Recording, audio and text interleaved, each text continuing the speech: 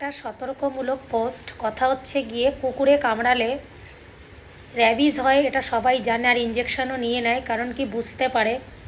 কিন্তু কুকুর বিড়াল চাটলেও ওখান থেকে র্যাবিজ হয়। তো অনেক সময় অনেকে ছোট বিষয় বিলে ভাবে কি কুকুরে চেটেছে, বিড়ালে চেটেছে, কি হবে, গায়ে বাঁধায় না আর ইঞ্জেকশন নেয় না। তো এর ফলে অনেক মানুষ বছরে মারা যায়। প্রাণের ঝুঁকি তো 100% থাকে কুকুরের লালা থেকে। কথা হচ্ছে গিয়ে যারা কুকুর বিড়াল পোষো তাদের খেতে দাও, যত্ন করো, কিন্তু কুকুর বিড়াল নিয়ে বেশি আদিক্ষিতা না করাই ভালো। কয়েকদিন আগে একটা ছোট বাচ্চা পড়ে গেছিলো, সেখানে একটা কুকুর ছিল। তো পড়ে যাওয়ার ফলে সেখান থেকে রক্ত বেরোচ্ছিল, কুকুরটা আবার সেখানে চাটে, লালা লাগে। তারপরে ওই বাচ্চাটার কিন্তু ধরা পড়ে 1 মাস পরে র্যাবিস, অর্থাৎ র্যাবিস হয়ে যায়।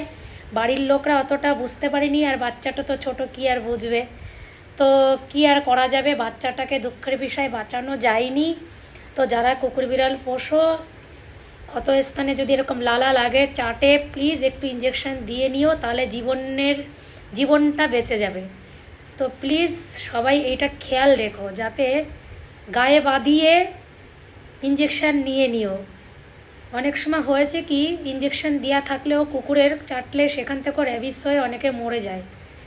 র্যাবিস খুবই খতরনাক, ডেঞ্জারাস। প্লিজ একটুখানি সবাই কুকুরের লালা এইসব থেকে সাবধানে থেকো। ক্ষতস্থানে লাগলে 100% র্যাবিস হবে।